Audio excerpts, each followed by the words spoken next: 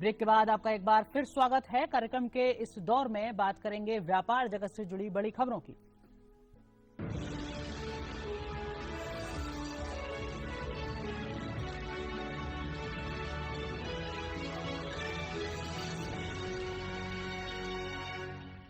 और अर्थ जगत से जुड़ी तमाम बड़ी खबरों पर बात करने के लिए हमारे साथ स्टूडियो में मौजूद हैं मनोज। आप संपादक हैं इकोनॉमी इंडिया के। बहुत बहुत स्वागत है आपका सर। सबसे पहले आपसे यही समझना चाहूंगा, पेट्रोल के दाम में लगभग 7.5 रुपए का इजाफा हुआ है। कार्यक्रम के पहले दौर में हमने राजनीतिक पहलुओं पर बात की, लेकिन आपसे समझना चाहूंगा, क्या आपको लगता है कि पेट्रोल की कीमतों में इजाफा करना जरूरी था? सरकार के पास कोई और विकल्प नहीं था?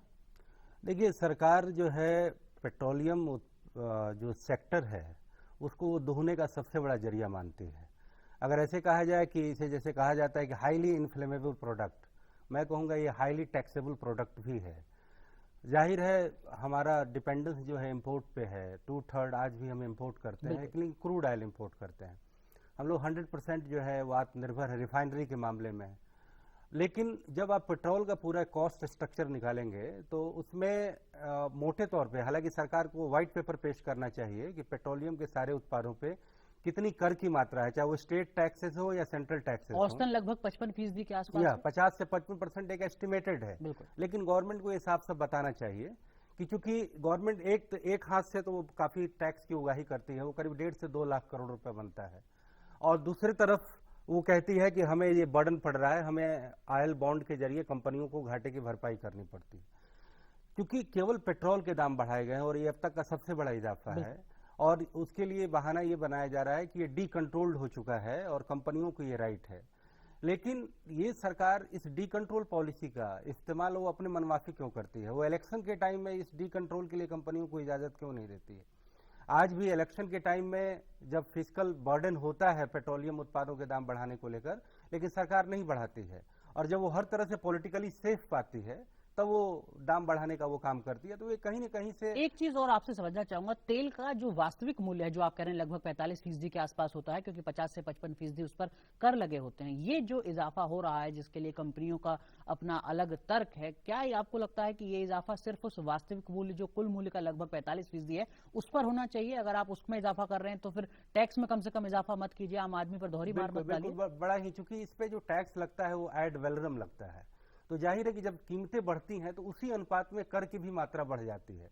तो सरकार, आपने बड़ा अच्छा सजेशन दिया कि सरकार कम से कम वो राहत तो दे सकती है जनता को, लेकिन सरकार बिल्कुल आंख मूंद कर पेट्रोलियम को जितना दोहना हो दोहने का काम करती है। लेकिन एक बात और गौरतलब है कि दाम केवल पेट्रोल के बढ़ाए गए हैं, और पेट्रोल के उपभोक्ता कार चालक और दोपहिया वाहन चालक हैं। तो कहीं ना कहीं ये अर्बन एरिया का मिडिल क्लास और रूरल एरिया और सेमी अर्बन एरिया का जो इसका उपभोक्ता है वो इससे प्रभावित हो रहा है। डीजल, एलपीजी और केरोसिन को अभी भी इसका कीमत बढ़ाने के लिए टाल दिया गया है। लेकिन जब हम बात करते हैं सरकार की, तो क्या आपको लगता है कि सिर्फ केंद्र सरकार को दोषी ठहराना ठीक होगा, या राज्य सरकार भी काफी हद तक दोषी है? क्योंकि गोवा मॉडल हमारे पास है जिसने सत्ता में आते ही राज्य सरकारों की कटौती की। क्या आपको लगता है राज्यों की तरफ से कदम उठाए जा सकते हैं आम आदमी को राहत देने के लिए? आपने देखा होगा कि चुनाव के वक्त में कई सारे राज्य सरकारों ने अपने अपने टैक्सेस विड्रॉ किए, सेल टैक्स, वैट वगैरह जो लगे हैं, स्टेट एंट्री टैक्स, जहां पे रिफाइनरी होता है वहां स्टेट का अलग से टैक्स लगता है क्रूड ऑयल पे, तो वो उसको उन्होंने विड्रॉ किया है। लेकिन हमें ये समझना होगा कि राज्यों के पास ऑलरेडी रिसोर्स कॉन्स्टेंट्स हैं, वो सेंटर पर डिपेंड करते हैं और उनके यहाँ के वो हाथ फैलाते हैं। तो उनके जो भी संसाधन उगाही के जो उनके जरिए हैं उनसे ज्यादा हम अपेक्षा नहीं कर सकते। लेकिन एटीएफ के मामले में जो सिविल एविएशन इंडस्ट्री बिल्कुल हालत खस्ता है, तो उसका एक बहुत बड़ा कारण है कि भारत में एटीएफ के प्राइसेस इंटरनेशनल प्राइसेस से थोड़ा नहीं कई गुना ज्यादा है, और इसमें स्टेट चाहे तो वो अपनी टैक्स घटा करके उनके प्राइस को रेशनलाइज कर सकते हैं और इस इंडस्ट्री को बचा सकते हैं। लेकिन हम बात करें एलपीजी, केरोसिन और डीजल की, तो अगर अर्बन एरिया में पेट्रोल के जो उपभोक्ता है उस पर आप बर्डन डालते हैं, लेकिन डीजल लॉबी की वजह से आजकल जो डीजल कारों का प्रचलन हुआ है, क्या सरकार एग्रीकल्चर को राहत दे डीजल की कीमतों में? लेकिन अर्बन एरिया में जो डीजल गाड़ियां हैं उस पर टैक्स लगाने का काम क्यों नहीं करती है, या उन पे हैवी रजिस्ट्रेशन शुल्क लगाया जाए। लोगों के भी अपने तर्क हैं, अलग अलग तर्क हैं। कुछ लोग कह रहे हैं कि सिर्फ 12% डीजल का जो उपभोग है वो किसान करते हैं और उसका हवाला देके पूरे डीजल इंडस्ट्री को फायदा ना पहुंचाया जाए। लेकिन एक चीज और आपसे समझना चाहूंगा, चूंकि आप इस पूरे मामले को कवर करते हैं, तेल कंपनियों की तरफ से ये कहा जा रहा है, खासतौर से जो पॉलिटिशियन है वो इस बात को जरूर जोर देकर कह रहे हैं कि तेल कंपनियों को काफी ज्यादा नुकसान हो रहा है। मैं आपसे ये समझना चाह रहा हूं कि जिसको अंडर रिकवरी कहा जाता है, क्या उसको नुकसान भी माना जाए? देखिए, नुकसान निश्चित रूप से हुआ है। पिछले अगर 7-8 सालों में अगर हम देखें तो केरोसिन और एलपीजी का सब्सिडी बर्डन ओएनजीसी और गेल जैसी कंपनियों को करना पड़ा। जो इंडियन ऑयल जो देश का सबसे ज्यादा मुनाफा कमाने वाली कंपनी थी और दुनिया के 500 फोर्ब्स लिस्ट में आती थी, आज उसकी हालत खस्ता हो गई है। लेकिन मौजूदा परिदृश्य में देखें तो बीपीसीएल, एचपीसीएल और इंडियन ऑयल, ये तीनों जो बड़ी कंपनी है, तीनों ने मुनाफा प्राप्त करना शुरू किया है। लेकिन मेरा ये कहना है कि कंपनियों को आप जब राजनीतिक रूप से सेफ हैं तो आप उनको मुनाफा करने के लिए दाम बढ़ाने की इजाजत देते हैं। जब आपको उनकी पॉलिटिकल जरूरत होती है तो आप उन्हें घाटे पे चलने के लिए कहते हैं।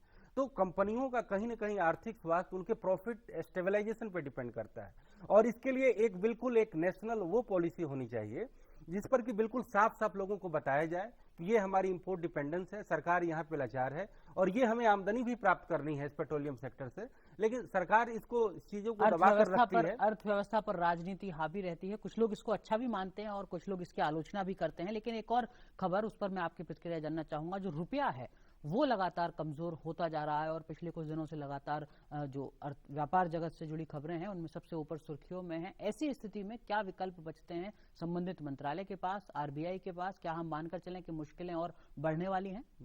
देखिए, अर्थशास्त्र की दृष्टि से देखा जाए तो किसी भी देश की मुद्रा वो कितनी मजबूत है उससे उसकी इकोनॉमी के मजबूत होने का पता चलता है। 1991 में रुपये का हैवी डिप्रिसिएशन किया गया 21-22%। उस समय आपकी मुसीबत ऐसी थी, आईएमएफ से लोन लेने थे और काफी सारे मैक्रो इकोनॉमिक इंडिकेटर को दुरुस्त करना था। और लेकिन जब न्यू इकोनॉमिक पॉलिसी के अच्छे फायदे आने लगे तो हमारा रुपया भी मजबूत हुआ और डॉलर, अमेरिकी डॉलर उसकी तुलना में लगातार कमजोर हो रहा था, लेकिन रुपया जो है लगातार मजबूत होने का काम किया। लेकिन पिछले 1 सालों में देखें तो हमारी देश की इकोनॉमी के सारे मैक्रो इकोनॉमिक इंडिकेटर जो है वो बड़ा निराशाजनक प्रदर्शन कर रहे हैं। और उसकी जो तह में जो सबसे बड़ा कारण मैं ये मानता हूं, जो फिस्कल डेफिसिट जो 1991 के बाद से बिल्कुल टारगेट ओरिएंटेड, उसको लगातार घटाया गया। वो 2008 में आकर पॉपुलिज्म पॉलिसी यूपीए की, चुनाव जीतने की हथकंडा जो उन्होंने अपनाया, इसके तहत उन्होंने नरेगा जैसी योजना लाया जो कि एक अनप्रोडक्टिव योजना थी जिससे कोई रिटर्न नहीं प्राप्त होना था। 6 पे कमीशन, एक बहुत बड़े वर्ग को खुश करने के लिए। जब हमारी स्थिति ऐसी नहीं है तो ये जरूरी नहीं कि हम उसी के अनुसार उनको वेतन दें। और तीसरा, किसानों की कर्ज माफी। ये इस तरीके से खस्ताहाल किया इकोनॉमी को, और फिस्कल डेफिसिट जो 4% पर आ गया था वो अचानक 6-6.5% पे चला गया।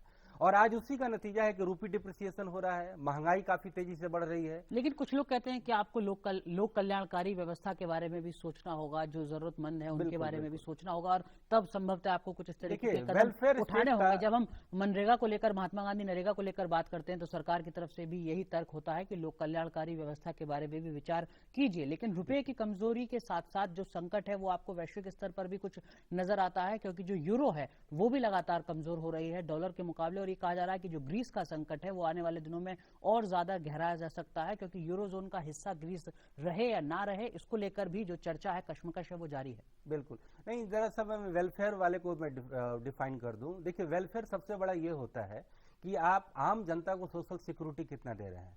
आपने अभी खबर पढ़ी होगी कि इस देश के करोड़ों वृद्धों को सिर्फ 200 रुपए माहवारी पेंशन मिलता है। ये सोशल सिक्योरिटी है। आप उन्हें 500 और 1000 रुपए क्यों नहीं करते, हर महीने क्यों नहीं देते? नरेगा योजना के जरिए मैं नहीं समझता हूं कि कोई सोशल सिक्योरिटी देने का काम हो रहा है, क्योंकि वो अनप्रोडक्टिव है। जब तक इन्वेस्टमेंट से रिटर्न नहीं आएगा तो वो मजदूरों को भी फायदा नहीं देगा। और सबसे बड़ा वेलफेयर ये होता है कि किसी के हाथ में पैसे डालें, परचेजिंग पावर बढ़ाएं, और इसके लिए जरूरी यह है कि उन्हें ज्यादा से ज्यादा पर्याप्त मजदूरी दें, प्रोडक्टिव वर्क कराएं। नरेगा का जो मॉडल हो सकता है वो मॉडल पूरा के मॉडल की अगर तरह हो, providing urban amenities in rural area, तो वो ज्यादा फायदेमंद होगा। इसी तरीके से फूड सिक्योरिटी एक्ट, ये इतना बड़ा इन्फ्लेशनरी होगा, इतना बड़ा करप्शन को इनवाइट करने वाला होगा, और ये एक डुअल सिस्टम एग्रीकल्चर में पैदा करेगा। और आज देश की जो सबसे बड़ी समस्या है फूड इन्फ्लेशन की वजह यह है कि हम कभी भी किसानों को सही कॉस्ट प्लस प्राइसिंग नहीं देते हैं। उनके सारे बहुत प्रोडक्ट लंबे अंडर समय प्राइस्ड से सिफारिशें लंबित हैं। लेकिन मैं अगर ग्रीस संकट पर आपसे हाँ, बात ग्रीस करूं, संकट की अगर चर्चा करें, क्योंकि वित्त मंत्री प्रणब मुखर्जी ने भी कहा है कि ग्रीस संकट की वजह, ग्रीस संकट जो है वो हमारी संकट की वजह है। मुझे ये बड़ा वैलिड तर्क नहीं लगता है कि ग्रीस की दुनिया की अर्थव्यवस्था में कोई बहुत बड़ी भूमिका नहीं है। इवन यूरोपियन इकोनॉमी की भी बात करें तो यूरोपियन यूनियन में कभी ग्रीस का एक बड़ा ग्लोरियस पास्ट होता था। आज की तारीख वो निश्चित रूप से बड़े संकट के दौर से गुजर रहा है, लेकिन इंडिया की इकोनॉमी जो है आज भी इतनी इंटरनेशनलाइज्ड इकोनॉमी नहीं है कि हम डायरेक्टली उससे प्रभावित हो जाएं। 2007 और 8 की जो विश्वव्यापी मंदी थी उसमें आपने अपने इकोनॉमी को मैनेज किया, तो आज इतना बड़ा संकट नहीं है कि वो मैनेज ना हो सके। रुपये की कीमत को मजबूत करने के लिए आपको सारे मैक्रो इकोनॉमिक इंडिकेटर को दुरुस्त करने होंगे। फिस्कल डेफिसिट पर सरकार को ज्यादा कठोर तरीका अपनाना होगा। सरकार कह सकती है कि पेट्रोल के दाम बढ़ाने की वजह जो है फिस्कल डेफिसिट कम करना था, बिल्कुल, लेकिन सरकार आयल बॉन्ड के जरिए जो कंपनियों को पैसा देती थी अब नहीं देगी, लेकिन टैक्स के जरिए वो काफी पैसे उगाही कर रही है। तो जो वो पॉपुलिज्म वाला जो तरीका है, जो अनप्रोडक्टिव जो एक्सपेंडिचर है, सरकार उसे घटाए तो वो वित्तीय संकट को काबू पाने आप में कह रहे हैं ज्यादा कि कुछ असरदायक विकल्प होगा। अभी भी बचते हैं सरकार के पास, जिनसे बिल्कुल। अर्थ मोर्चे पर उनको राहत मिल सकती है। एक और खबर गैस से जुड़ी हुई है, गैस से जुड़े समझौते को लेकर है। तुर्कमेनिस्तान और भारत के बीच में समझौता हुआ है, जिसके मुताबिक 2018 से दोनों देशों के बीच में जो गैस आपूर्ति है वो शुरू होगी। जो हमारे यहाँ पर कुल प्राकृतिक गैस भंडार है उसका 4% हिस्सा तुर्कमेनिस्तान के पास है। किस तरीके से आप देखते हैं इस समझौते को, और भारत के लिहाज से कितना अहम है ये समझौता? देखिए, ये आर्थिक दृष्टि से बड़ा ही बेहतर समझौता है, लेकिन सामरिक दृष्टि से, क्योंकि ईरान और भारत की जो गैस पाइपलाइन है वो सामरिक दृष्टि से उस पर ऑब्जेक्शन लगा, क्योंकि इसका रूट जो है अफगानिस्तान और पाकिस्तान होकर आ रहा है और ये दोनों ट्रबल्ड स्टेट है।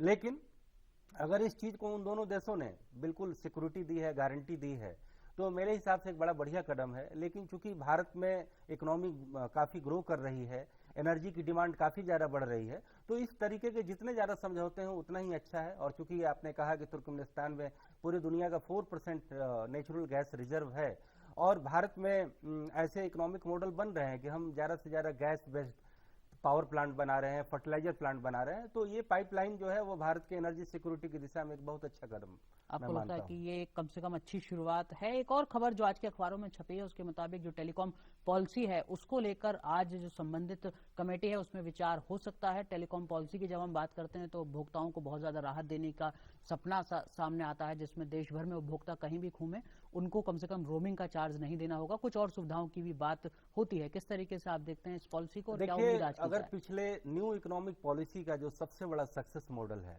वो मैं टेलीकॉम को मानता हूं, क्योंकि इस देश में 3 चीजें बड़ी बेहतर हुई हैं। एक तो मोबाइल रेवोल्यूशन, दूसरा पोलियो का जो इरेडिकेशन हुआ है और आईटी का जो एप्लीकेशन बढ़ रहा है। क्योंकि आप कह सकते हैं कि 2G स्कैम इसी टेलीकॉम सेक्टर में हुआ है, तो इसकी वजह यह है कि भारत में एंटी करप्शन मैकेनिज्म शुरू से ही वीक रहा है।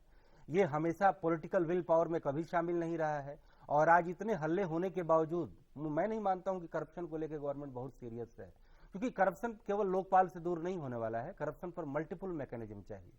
बात करें हम टेलीकॉम पॉलिसी की, तो न्यू टेलीकॉम पॉलिसी जो 94 में आई, फिर 99 में एनडीए गवर्नमेंट ने रिवाइज किया और आज फिर से उसे रिवाइज करने की बात है, तो मेरे समझ से टेलीकॉम पॉलिसी काफी सफल रही है।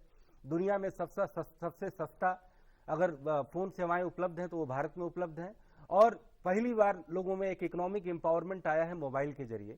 तो अगर ये मीटिंग फिर से अगर हो रही है तो मेरे समझ से इसके नए डायमेंशन खोजने चाहिए और 2G या तमाम जो नए टेक्नोलॉजी आ रही हैं उस टेक्नोलॉजी की आड़ में कुछ लोग बड़े ही अवसरों का गलत फायदा उठा करके इतना बड़ा स्कैम कर डालते हैं। अवसरों का गलत फायदा ना उठाया जाए, लेकिन जो टेलीकॉम पॉलिसी का मसौदा है वो स्वागत योग्य है, उससे उपभोक्ताओं को राहत मिलनी है। मैकेनिज्म अच्छी तरीके से आत्मनिर्भरता बढ़ी है, ये अपने आप में एक जरूर क्रांति है। बहुत बहुत धन्यवाद आपका कार्यक्रम में समय निकालने के लिए। तो फिलहाल कार्यक्रम में वक्त एक छोटे से ब्रेक का है। ब्रेक के बाद जब लौटेंगे तो खेल जगत से जुड़ी बड़ी खबरों पर करेंगे चर्चा। तुरंत हाजिर होते हैं छोटे से ब्रेक के बाद।